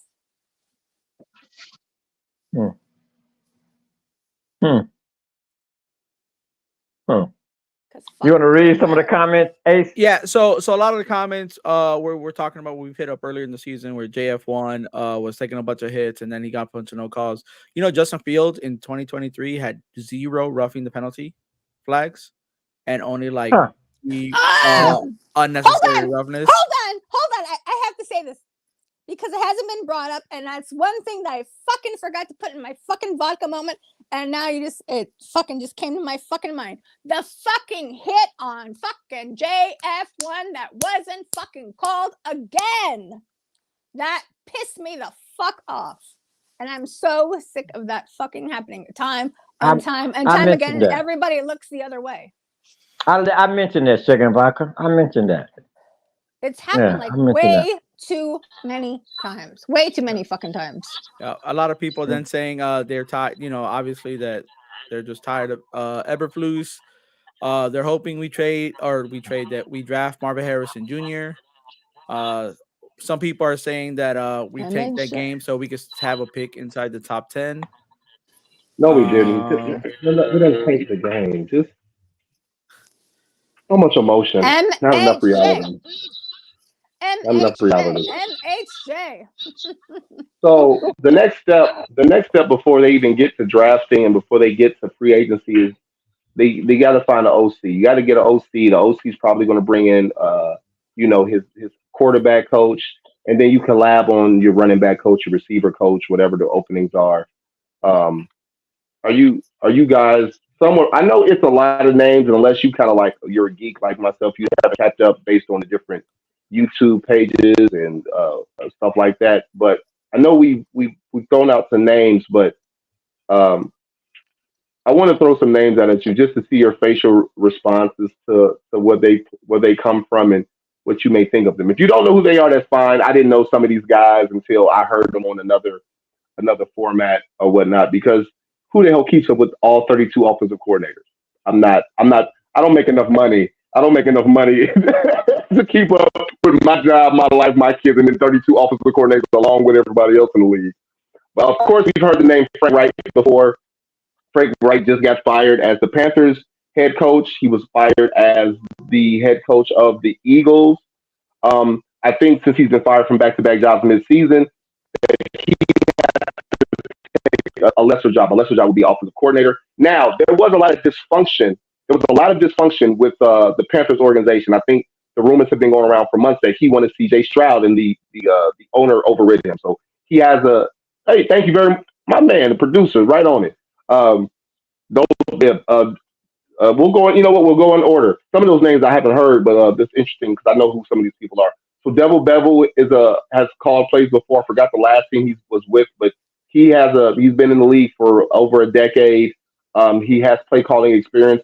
Zach Robinson, he's another really, really young guy. Zach Robinson's not even 30 years old. I remember him because he played at college at Oklahoma State. I don't even know what he's OC or quarterback coach of.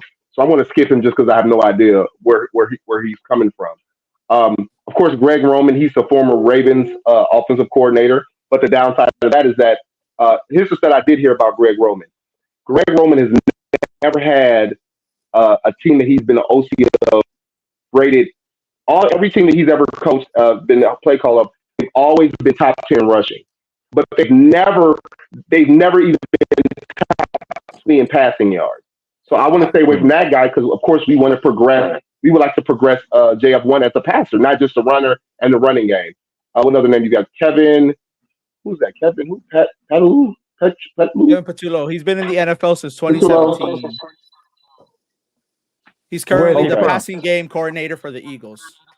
And he's helped Jalen Hurts' development. No. Yeah, I don't. No. Eric B. Enemy, obviously, now. Although they did fire. Ding. That's it, right there. That's it. Obviously, Washington has fired or let go of Ron Rivera, but Eric B. Enemy is still technically under contract. So you would have to ask, right? You would have to ask permission to hire him because you're hiring him for the same position. You're not hiring him for an advanced. It's a lateral move. It's a lateral move. For him, that's the guy. That's the guy. I say you have to bring him in. You have to bring him in at least for. You have to. What's the name? You have Frank to. Wright. We mentioned Frank Wright already. I wanted Benny last season, so. Now the Eric B. Enemy thing, if you go look at the Washington team, you're going to the stats say the offense wasn't good, but if you look deeper, they didn't. I don't think they had a really good running back group. But what he did with that quarterback. Now Sam Howell almost threw for 4,000 yards this season. That's what I'm saying, right there. Right. Now Sam Howell did throw 21 interceptions and 21 touchdowns, but we all think that JF1's more talented. So if you can get a guy to throw for almost 4,000 yards on a team that doesn't have a lot of running backs, they have receiver talent. You know, they have Dotson, and they have Terry McLaurin. So they have some talent. So it bodes well to saying that he can do that here. Their offensive line, I don't think it's as good as our offensive line. So I think that he would be a great guy to bring in. We already talked about Frank Wright. Clint Kubiak is the son of Gary Kubiak, the former offensive coordinator, head coach with the Broncos and the Houston Texans. He has been a play caller before. He was a play caller, offensive coordinator for Minnesota in 2021 when Kirk Cousins threw for 4,000 yards, but Kirk Cousins was already a made man. But he comes from that lineage of running that zone read, not zone read, but zone running scheme with your running back. So of course he's going to want athletic linemen. He's been in the NFL. He's a lifer. His dad was a coordinator, so he has experience. Who do we have here? Jake Pitts. I don't know who that is. Don't tell me who that is. Yeah, Jake Pitts. He's from the Sean McVay coaching tree. Pitts has been with 5 NFL teams, but he's only 39 and has been absorbing the McVay attack the way the Vikings head coach Kevin McConnell did. Pitts would be a good choice for winning with a new quarterback next year. Oh, my bad, I'm reading too much. So, yeah. Was he an OC? Was he an OC or passing game coordinator or quarterbacks coach? What was his position? I don't have his that last info position. right now. It just says that he's just from the McVay coaching tree, and he's been with 5. I guess he says he's absorbing the McVay. So I want to say that he's over there in Philly right now. So, but the problem with anybody from the Rams organization or offense is that no one calls plays other than Sean McVay. So, like, they game plan, but they don't call plays. They may help him scheme, but he's the guy who calls plays as the head coach. Tanner. That's like hiring Getsy. I've heard that name, but I'm not sure where he is. Who is that? He's the passing game coordinator under Ben Johnson, who is the offensive coordinator for the Lions. No. Now, here's something nobody from the North. No. Nobody from the NFC North. No. I said that 3 weeks ago. But it happens on some teams. So how would you all feel? This is just I'm not 100% behind this, but this is an idea. What if you bring in 2 offensive coordinators? You have a guy who's quote unquote the run game coordinator, and then you have a guy who's the passing game coordinator, and they collab because one's better in passing, running. Like for instance, if you got a Greg Roman to run running, to you're breaking up. Like we can't even understand you, dog. Oh crap! You were breaking up. Are trash. You're breaking up. You want a new headset? I can hear you now. Can you hear me now? It's your headset. I think it's the connection. It still sounds the same. Yeah. I think it's your connection. Oh Lord. Yeah, but you know what? But basically, he was just saying if you could have 2 offensive coordinators, one for running, one for passing, what would you want? And would you want that? With this specialize in both of it. With this head coach, no. He's shown that he doesn't know how to delegate. Well, he's delegated it responsibility, but he's not paying attention.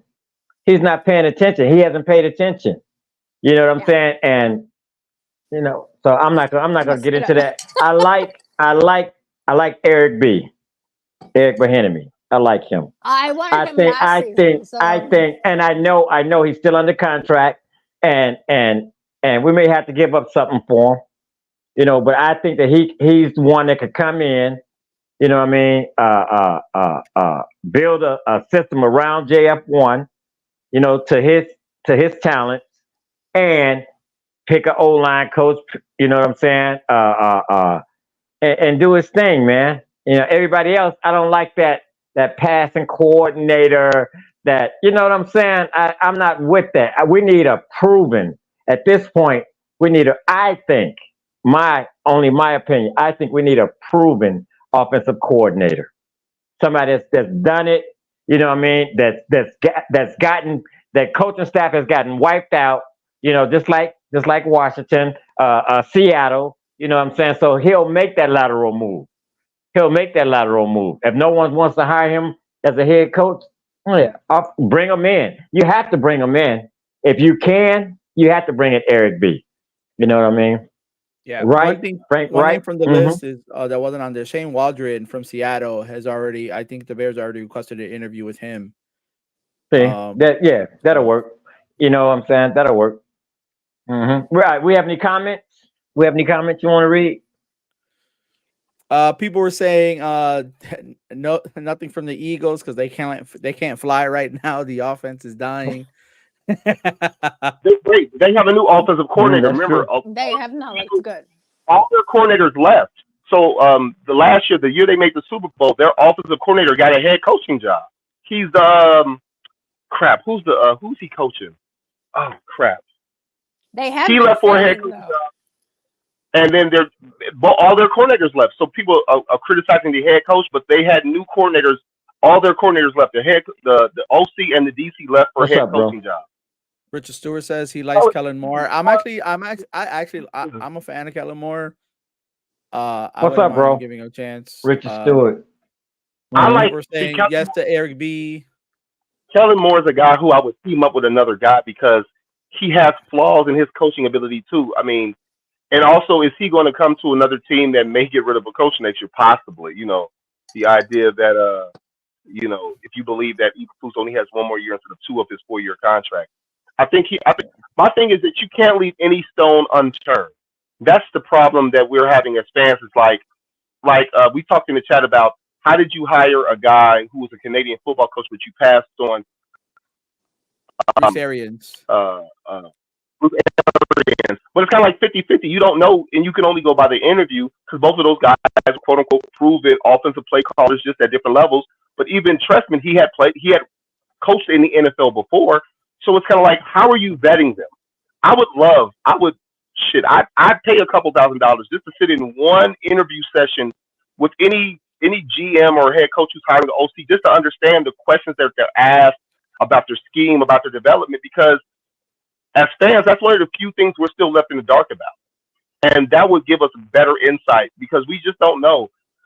All of these guys, not all, most of these guys seem like good candidates, but the questions that I would ask just as if I was a head coach and not even at that level would be, what is your game plan week to week on progression?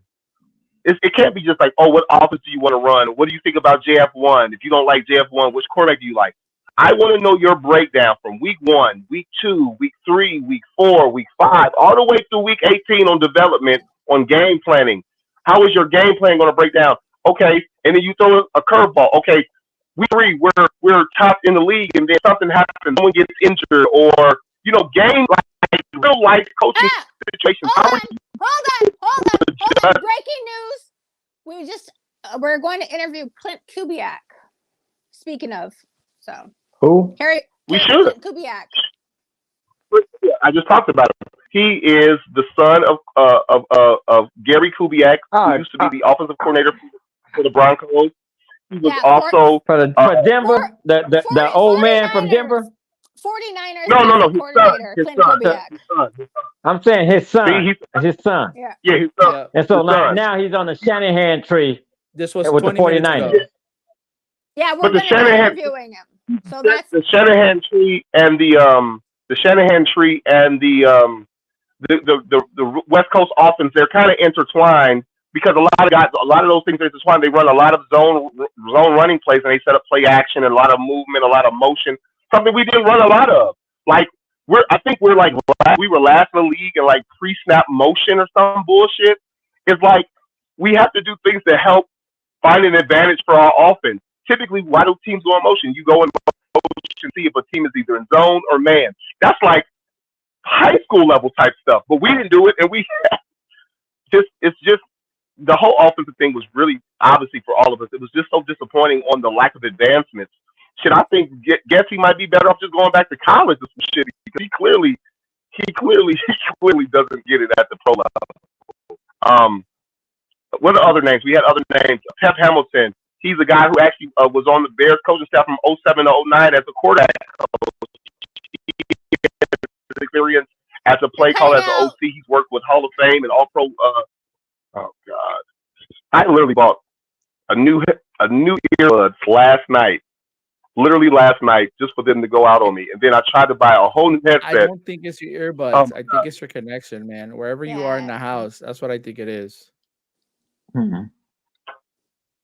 Well, like Getsy, But Clint Kubiak, at least that's one interview that we're gonna give. Yeah, so that's there two you so go. far. There's two that they've announced so far. I'm ready. Think you should interview all the guys. You got to interview all the guys. You should everybody. No stone unturned.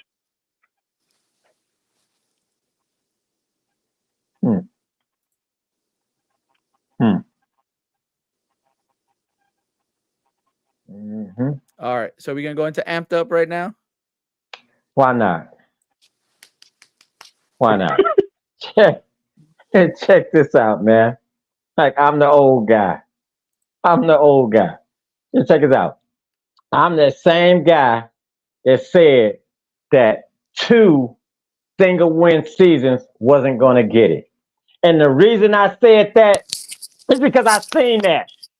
I've been seeing that since 1974, besides when Lovey got here and besides when Nagy had a winning season. You know, I've been seeing that. And so what that tells me is like I have no confidence, no faith in the McCaskey.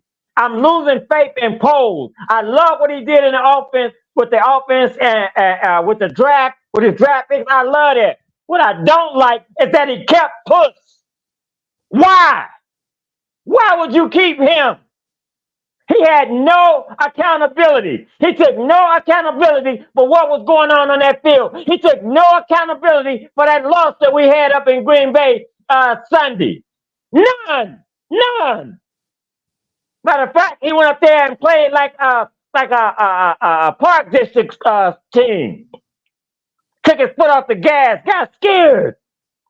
Wouldn't let Getsy, as the head coach, tell Getsy, let's go vertical. Twice, 1, 3, 5. Let's go. Throw the ball downfield. We have DJ Moore. We have a quarterback that can get it there. And as Coach Jeff says, we have a tight end. Why didn't he? And so now I'm to trust Poles because he kept Puss? No, I don't trust Puss. Why would I trust Poles? And so that brings the question, check it out. Who's going to pick the OC? Who? Like Coach Chef said, what are you asking them? What questions will you ask them? Because it's obvious that you, Puss, didn't have a clue about offenses and how they should be ran. And it's also true that you didn't have a clue about defenses. You got us where we needed to be, but there was some times when there was some hiccups, when players were out of position, but you were so locked in that you wouldn't call a timeout and say, wait, whoa. We shouldn't have 2 DBs on that side and on the right side, that wide receiver isn't covered. Timeout. That's wrong. That's the same head coach. So now, here we go. He improved. First it was 3 wins, and now it's 7 wins. Check this out. What if it's 5 wins next year? So we're right back to where we started from. And then what happens is at that point, guess who's got to go also? Poles has got to go. Check it out, because that's not how you take the North. With single win seasons. You don't take the North like that. You know what I'm saying? You're talking about he's under contract. I didn't see the press conference. I didn't want to see it. I'm surprised he could say anything if his lips wasn't pressed on Poles' butt. Miss me with that, man. I'm tired. I'm tired of watching this. When Poles said, we're taking the North, I believed him. It was just banter, man. It wasn't true. I'm tired of it. And now I'm gonna say this and I'm gonna shut it down. And so now everybody wanna juggle. It's JF1. Let's bring somebody in. And he can run it and he can get us there. No. Stop. You know what I'm saying? That's Puss and Poles. You know what I'm saying? Miss me with that nonsense. We have a quarterback. I said it for the past 5 weeks. We have one. That's not a quarterback that's playing on Saturday that can take us to another level. What we need is coaching. And we need the McCaskies to keep the doggone hands off of things, man. Because it smells like McCaskey to me. I've been smelling this since 1974. So you bring a general manager and you bring Poles in. I smell McCaskey. What? Go. Kevin Ward, get the stadium built. Virginia McCaskey, sell the team. Sell it. And that's what I'm amped up about, man. I'm tired. It's time to take the doggone North. Stop talking about it and be about it. That's what I'm amped up about. And here's to you again, Amp. Right back at you, Sugar Buck.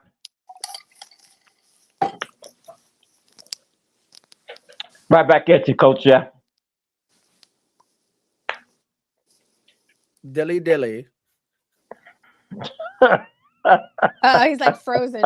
You're frozen, Coach. You're frozen. No, he's moving. I think he's trying to get his mic to work. And what annoyed me too is like, well, see if we would have taken CJ Stroud. Did you see that opening 70-yard touchdown? Like Getsy, like fucking Coach Fuckers would have ever allowed that to be our first play. You know what?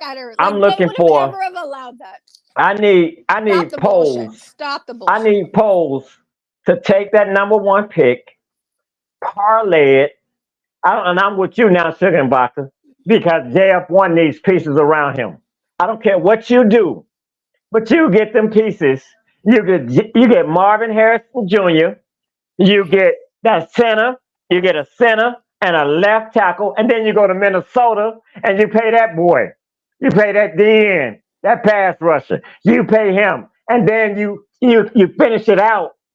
You finish out that offensive line. Oh, and let's not forget that 3 technique dig tackle. Dexter, don't get me wrong. I like that pick. Dexter needs to gain weight and muscle. You dig what I'm saying? So in the meantime, in between time, if he doesn't come back into camp bigger, heavier, you know what I'm saying? Limbo hips. You dig? If he doesn't come back like that, then we need to draft a 3 technique D tackle. Either that or pluck one off of somebody's team when we parlay this first round pick. And I just had to get that out there, man. Well, that's the hope. The hope is that all your guys are going to get better. It should be. Dexter should be getting better. He should be getting. I don't know if Justin Jones is under contract for next year. I mean, he looks better. Of course, he looked way better once we got a real defensive end. That way he wouldn't get double teams. But the hope, obviously, with anything is for the team to get better, whether it's from offense, defense, or special teams. It's just we've got to see it, and we just haven't seen it like we always say, on the more consistent basis, game in, game out. I mean, shoot, the doggone Broncos gave up 71 points, 72 points to the Dolphins in the first 5 weeks, and then they also finished like top 15 in defense. So it's all about getting better. You don't want to end the year as bad as you are. Now, we looked that bad, although we didn't finish as bad as we looked because we did play. We went 4-1. So I was right about that. We did go 4-1 the last 5 games. But yeah, the obviously the Packer game left more to desire.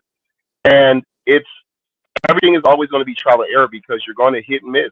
I mean, I would rather him trade the first pick for several first round picks and second rounders. And even with that, even say we get 4 picks wherever they are, you still have a higher percentage on hitting with 4 picks. And say you hit on 2 of the 4, that's 50%, than you do on just keeping the number 1 draft pick and getting the quarterback and then trading JF1 for a second or third. And I said this last week and previous week. And you know what? You know what, Coach Shep? That's the part that gets me more than anything. I'm with you. Like, you trade that first round pick and you get 4 or 5 players. You know, out of that 4 or 5 players, 2 to 3 of them are going to be starters. That nonsense about trading JF1 for a second round pick. Like, for why and for who? Like, what? And that's the question I've been asking all night. Like, what quarterback out there can elevate this team? You know what I'm saying? And when you got this kid under contract, you know what I'm saying? A prove it contract. You know, he got one more year, so he can prove himself under this, whoever this offensive coordinator is going to be. You know what I'm saying?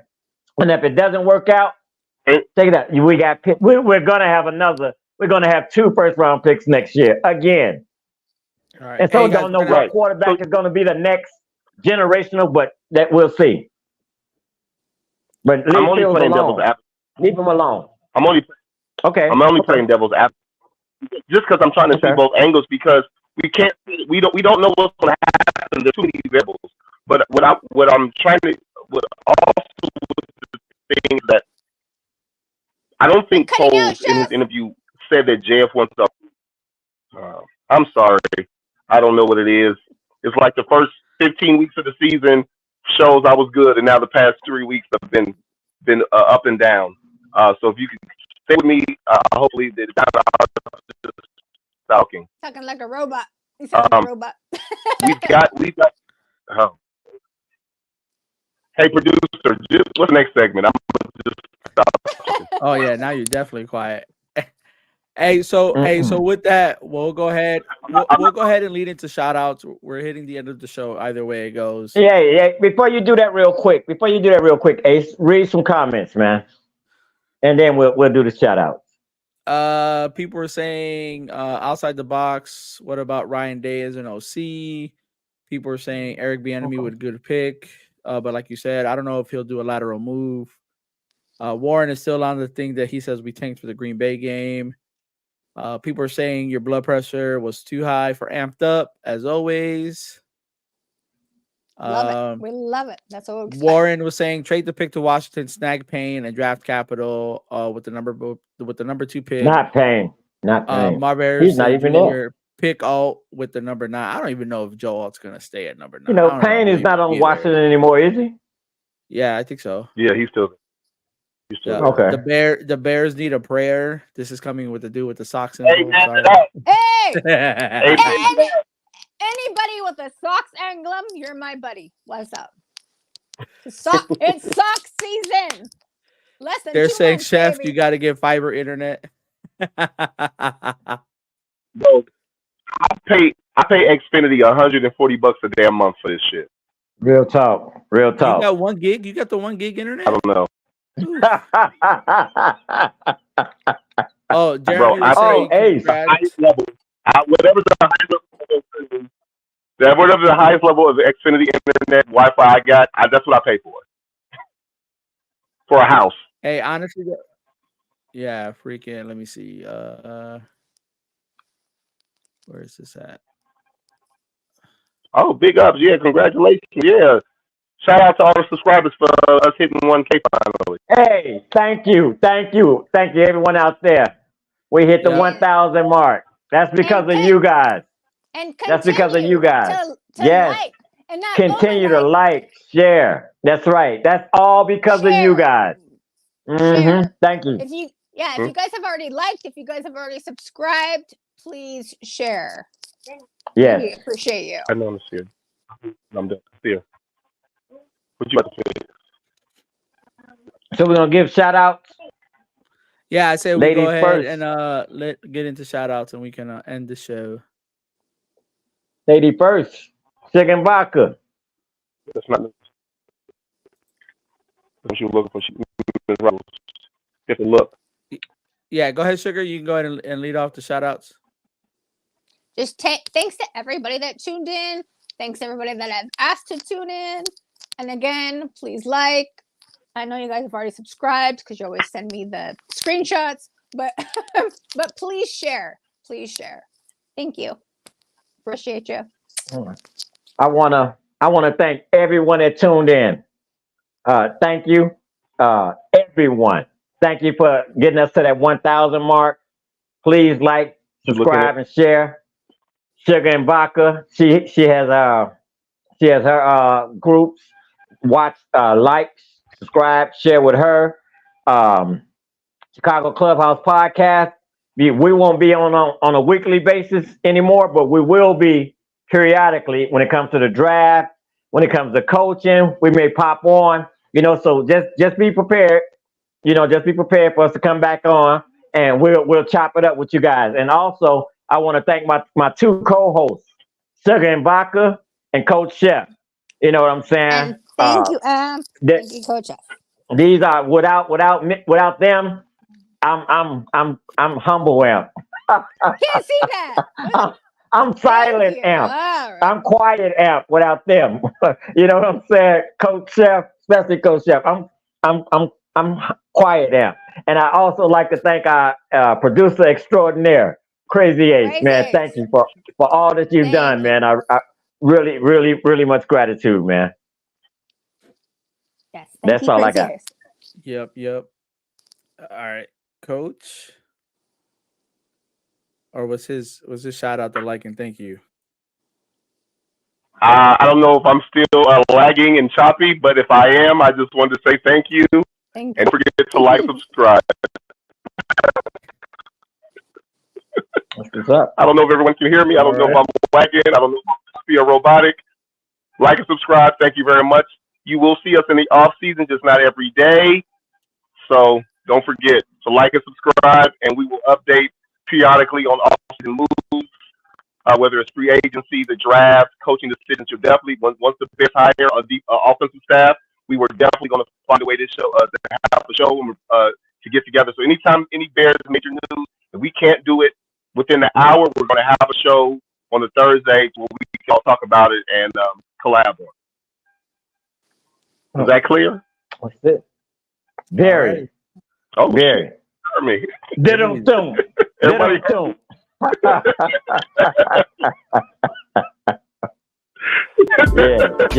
This has been a Chicago Clubhouse Network production. Yeah.